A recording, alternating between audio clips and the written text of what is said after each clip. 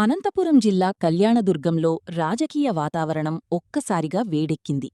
రాష్ట్ర హోంమంత్రి వంగలపూడి అనితపై మాజీ మంత్రి గుడివాడ అమర్నాథ్రెడ్డి చేసినట్లు ఆరోపణలు ఎదుర్కొంటున్న అనుచిత వ్యాఖ్యలను ఖండిస్తూ మార్కెట్యార్డు చైర్మన్ లక్ష్మీదేవి తీవ్ర ఆగ్రహం వ్యక్తం చేశారు. ప్రజావేదిక వద్ద మహిళా నాయకులతో కలిసి నిరసన చేపట్టిన ఆమె మాజీ మంత్రి అమర్నాథ్రెడ్డి బహిరంగంగా క్షమాపణ చెప్పాలని డిమాండ్ చేశారు. మహిళల ఆత్మగౌరవాన్ని దెబ్బతీసే విధంగా ఎవరైనా మాట్లాడితే సహించబోమని హెచ్చరించారు. అంతేకాకుండా ఈ అంశంపై రాష్ట్ర మహిళా కమిషన్ వెంటనే స్పందించి తగిన చర్యలు తీసుకోవాలని డిమాండ్ చేశారు. ప్రజాజీవితంలో ఉన్న నాయకులు మరింత బాధ్యతతో వ్యవహరించాలని, వ్యక్తిగత స్థాయిలో మహిళలను లక్ష్యంగా చేసుకుని వ్యాఖ్యలు చేయడం సమంజసం కాదని పేర్కొన్నారు. మాజీ మంత్రి స్థాయిలో ఉన్న వ్యక్తి ఇలాంటి వ్యాఖ్యలు చెయ్యడం బాధాకరమని, రాజకీయ విమర్శలు విధానాలపై ఉండాలని కాని మహిళల వ్యక్తిత్వాన్ని అవమానించేలా ఉండకూడదని అన్నారు. ఇకపై ఇలాంటి వ్యాఖ్యలు పునరావృతమైతే మహిళా సంఘాలు పెద్ద ఎత్తున ఆందోళనలు చేపడతాయని హెచ్చరించారు. ఈ కార్యక్రమంలో జెడ్పీటీసీ ప్రభావతి, అక్కమ్మ ఆలయ కమిటీ చైర్మన్ పద్మావతి, మాజీ కౌన్సిలర్లు కోనంకి అమరబిందు, మహాలక్ష్మి, ప్రియదర్శిని, నాగమణి, నిర్మల, రమాదేవి, కల్పన, మమత, లక్ష్మి, అనసూయమ్మ తదితరులు పాల్గొన్నారు. అమర్నాథ్ రెడ్డి మన హోమ్ మినిస్టర్, మంత్రి, దళిత నాయకురాలు, మహిళా నాయకురాలు, 43,000 మెజార్టీ సాధించిన ఒక మహిళా నాయకురాలపై అనుచిత వ్యాఖ్యలు చేయడం జరిగింది. మరి ఆమె 5 కోట్ల మంది ప్రజలకు ఈరోజు హోమ్ మినిస్టర్. ఆమె సాధారణ వ్యక్తి కాదు.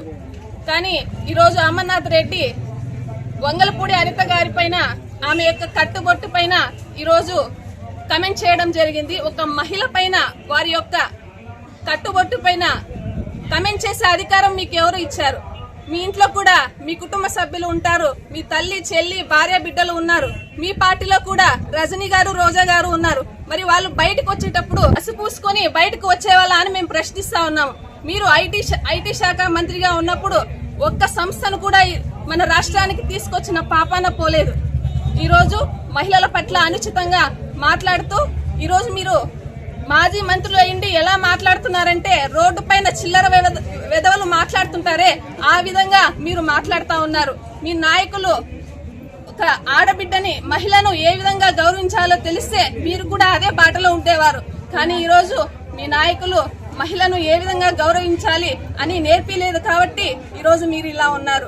ఒక నిజమైన నాయకుడు ఎలా ఉండాలంటే, ఇది తప్పు చేస్తే తప్పు, ఇది ఒప్పు చేస్తే ఒప్పు అని చెప్పగలిగేలా ఉండాలి.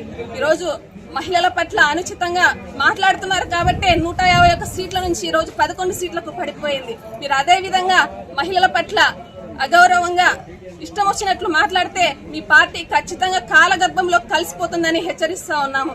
మీరు మహిళల పట్ల మాట్లాడేటప్పుడు ఖచ్చితంగా నోరు అదుపులో పెట్టుకుని మాట్లాడండి.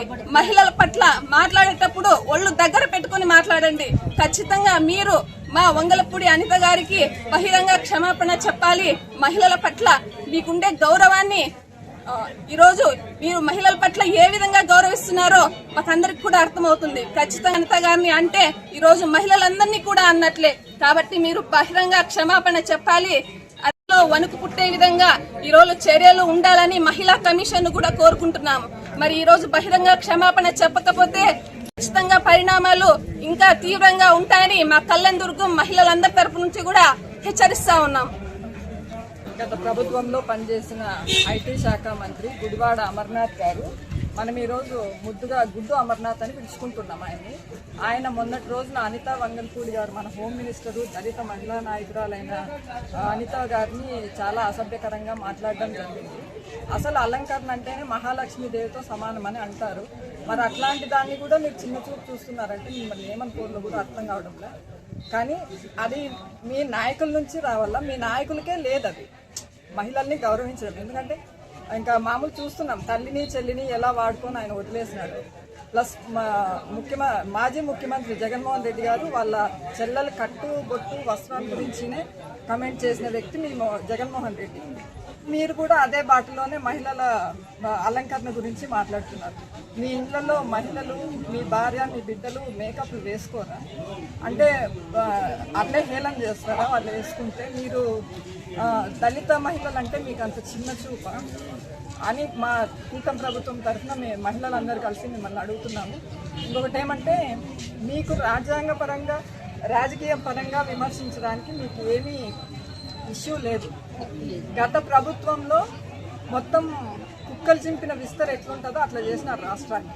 ఈరోజు మా నాయకుడు చంద్రబాబు నాయుడు గారు కానీ, డిప్యూటీ సీఎం పవన్ కళ్యాణ్ గారు కానీ, మా ఐటీ శాఖ మంత్రి లోకేష్ గారు కానీ, ప్రధానమంత్రి మోడీ సహకారంతో రాష్ట్రాన్ని చాలా దిగ్విజయంగా పరిపాలించి ప్రతి ఒక్కటి ఒక ఇన్ఫ్రాస్ట్రక్చర్ కానీ, ఇరిగేషన్ ప్రాజెక్ట్స్ కానీ, ఈ యువతకి ఉపాధి కల్పించడంలో కానీ చాలా కష్టపడుతున్నారు. కాబట్టి మీకు విమర్శించడానికి ఏమీ అవకాశం లేక మహిళల మీద బడి ఏడుస్తున్నారు. మా గవర్నమెంట్లో మా నాయకులు 33% రిజర్వేషన్ శాతమిచ్చి మా మహిళల్ని ఒక అందలం ఎక్కించి అక్కడ చూసుకోవాలని చూస్తున్నారు. కానీ మీరేం చేస్తున్నారంటే, మహిళల్ని ఎంత దిగజారిస్తే మేము అంత బాగుంటామేమో అనే ఆలోచనలో మీరు ఉన్నారు. దయచేసి ఆ ఆలోచన తీసేయండి. ఎందుకంటే గత 5 సంవత్సరాల్లో మీరు మహిళల పట్ల ఏ విధంగా ప్రవర్తించినారో రాష్ట్రం అంతా చూసింది. ఎందుకంటే ఒక భూములు ఇచ్చిన రాజధాని అమరావతి మహిళల్ని ఎట్లా చేసినారు, తర్వాత మీ అధికారంలో మీరున్నప్పుడు మిమ్మల్ని ప్రశ్నించినందుకు మహిళల్ని సోషల్ మీడియాలో ఏ విధంగా టార్గెట్ చేసినారో ప్రతి ఒక్కరూ చూసే మీకు గుడ్డు పగిలిగొట్టి మీకు 11 ఇచ్చినారు, 5 తీసేసి 1. మీరు ఇదే విధంగానే కంటిన్యూ చేస్తే ఆ 11లో 1 ఎగిరిపోయేది ఖాయం. దయచేసి కనీసం ప్రతిపక్ష హోదా అన్న తెచ్చుకోవాలని చెప్పేసి నేను కోరుకుంటున్నా. ఇంతవరకు ప్రతిపక్ష హోదా కూడా లేకుండా చేసినారు ఇదే మహిళలే. మీరు ఇదే కంటిన్యూ చేస్తే మీకు ఆ 1 వచ్చేది 11లో, ఇంకొక 1 ఎగిరిపోతుంది. నేను ఈ కూటమి ప్రభుత్వాన్ని ఒకటే కోరుకుంటున్నాను, దయచేసి మహిళలు, ఇది ఫస్ట్ టైం కాదు, ప్రతిసారి ఈ వైసీపీ నాయకులు మహిళల్ని టార్గెట్ చేస్తూ చెప్తూనే ఉన్నారు, అనరాని మాటలు అంటూనే ఉన్నారు. దయచేసి కూటమి ప్రభుత్వానికి ఒకటే కోరుకుంటున్నా, ఇట్లాంటి వాళ్ళని కొంచెం కఠినంగా శిక్షిస్తే ఇంకొకరు మళ్ళీ మాట్లాడడానికి వీలుండకుండా చేయాలని చెప్పేసి మా కూటమి మహిళలందరి తరఫున కూడా ప్రభుత్వానికి విన్నవించుకుంటున్నాం.